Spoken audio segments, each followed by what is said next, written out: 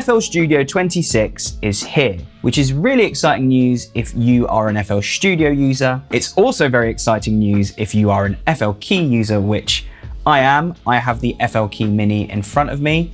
And today what I want to do is I want to look at some of the things that are new in FL Studio 26, and I want to see how they work with the FLkey. Now, for this video, I'm going to be using my FLkey Mini, but everything that I'm going to do here also will work with the 37, 49, and 61 key models in the new range. If you're not familiar with the FLkey range, basically it's a MIDI keyboard controller which integrates really nicely with FL Studio. And if you want to read more on that, there'll be a link in the description below. But let's just get into it now. Let's look at FL Studio. So I've got a blank project open up right now. And as you can see, I just have my standard tracks in my channel rack: kick, clap, hi-hat, snare, and like a bass sound. Now, the first thing I want to look at is this Gopher assistant. The Gopher assistant doesn't really integrate with the FLkey, but it is a good way to get us started in a blank project like this. So I'm going to basically ask Gopher to color code all of my channel rack tracks, route them out to my mixer, and also route them out to my song transport view and have them all matching, which is usually something you have to manually do in FL Studio. So it's nice you can kind of just ask your assistant to do this now. So I've asked Gopher, please individually color code each of my channel rack tracks, route them out to individual tracks on my mixer and song views, and label them with the corresponding colors. So I'm just going to hit enter on that, and hopefully it's going to do what I asked it to do.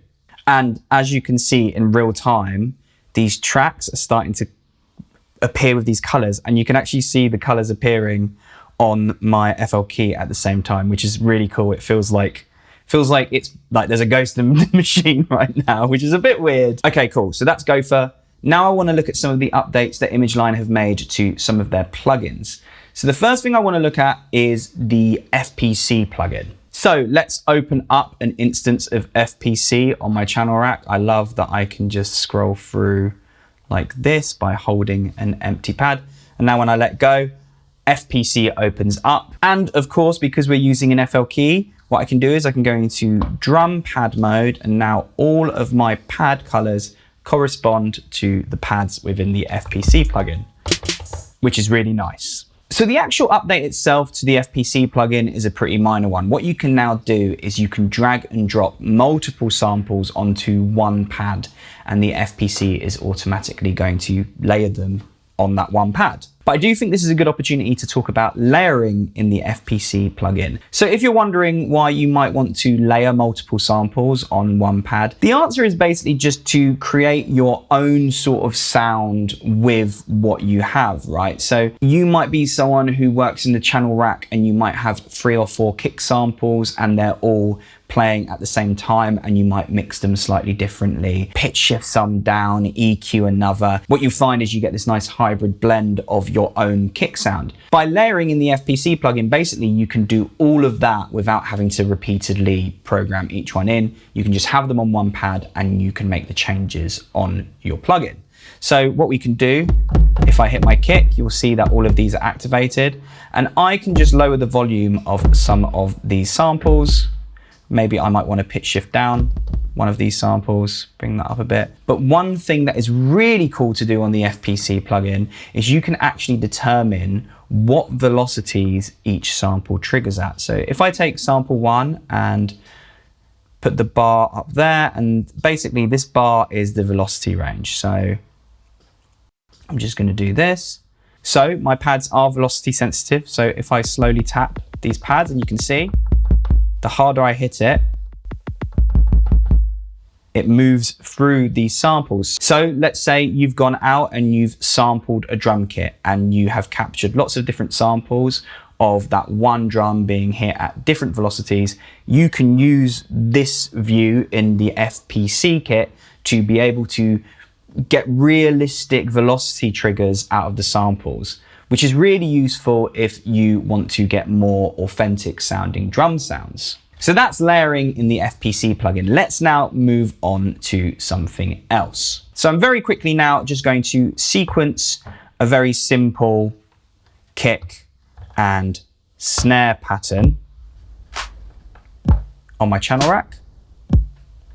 And I'm just going to let that play now. And what I've done now is I've added an instance of the new transmitter plugin onto my kick track.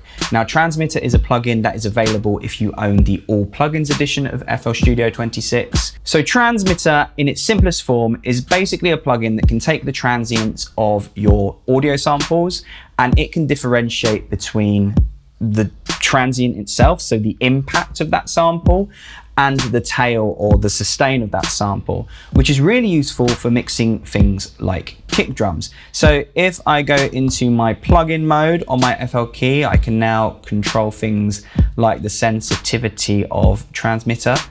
And if I turn the sensitivity all the way down, you'll see that these little green boxes disappear. The more I bring the sensitivity up, the plugin is now reading my kick sample. I can also change the hold. So the hold increases how long it holds onto that sample for. If I turn it all the way down, we've just got like this little green box here. And the release also determines how smoothly it lets go of that. So if I've got my release all the way up, you can see there's this little curve. If I turn my release all the way down, it's a very sort of straight cut off at the end of that transient. And then what I can do is I can change the level of my transient. So you can hear I'm boosting the sort of impact of that kick. And I can also play with the level of the sustain as well. So if I turn the sustain all the way down, you can kind of just hear the kick just ends really abruptly. If I turn it all the way up, there's a little bit more of a tail on that kick sound.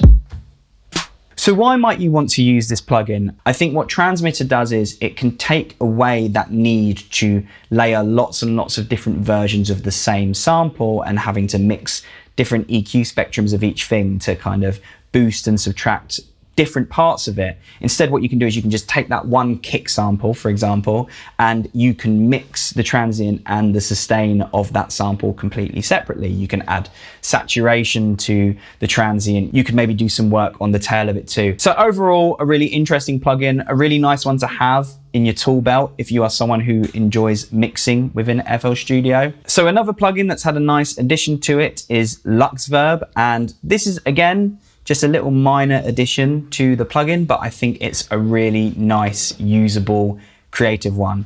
So what we can now do in Luxeverb in the pitch section of the plugin is we can now change our pitch mode to feed forward, and you get this completely different view. And if we just play some notes, you can hear you've got this really different sounding shimmery pitch reverb. So let's just compare that to the pitch feedback reverb mode.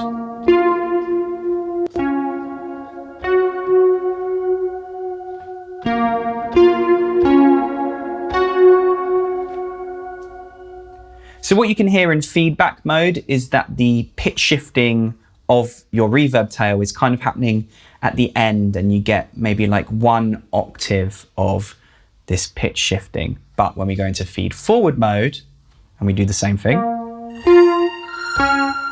we almost get this sort of like cascading shimmer of pitch that it feels as though the reverb tail is basically being pitch shifted, then coming through and being pitch shifted again. And that's what's happening when we're feeding it forward in a more simplified sense.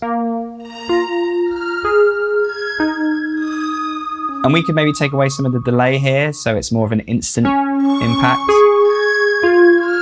You can change the pitches that we are shifting.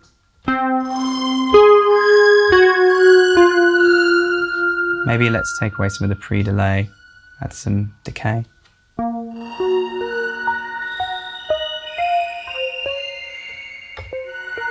With reverbs like this, sometimes I like taking all the dry out and then just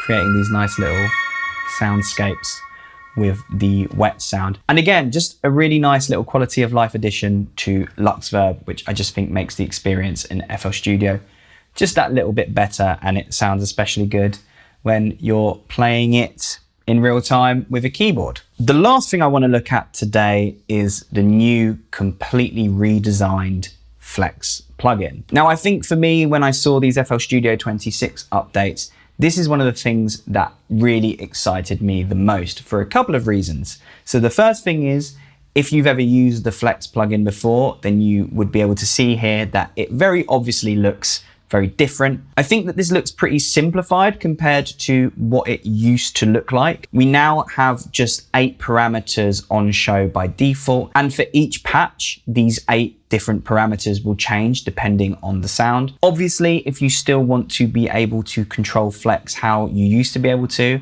you can access all of those existing parameters. They're just not on show when you first open it, which I think is nice. It's a little less intimidating if you just want to go through some presets and try some different sounds. Then it's very easy to do that. The other big change with Flex is that they have done an overhaul on how it performs. So now with a lot of the new Flex sounds, the CPU usage is like 50% of what it used to be. So you're gonna have a much more stable plugin. You're gonna have something that's gonna work a lot better in your projects if you've got 100, 200 tracks all playing and you've got some instances of your Flex plugin in there. It's just a really nice change from ImageLine, and it sounds really good too. And I just want to go through some of these presets. So if I just click on the artwork here, it will take me to this menu, and there's lots of different packs with lots of different artwork. Let's try Core Synths here.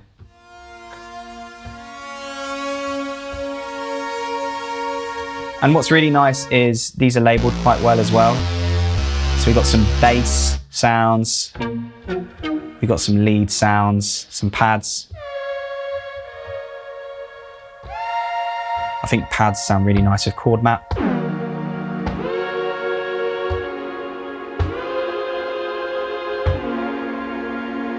And of course, in Flex, we have 8 parameters on show. We have 8 encoders. So if I go into Plugin Encoder Mode, I can do things like adjust the parameters on the fly, which sounds really fun.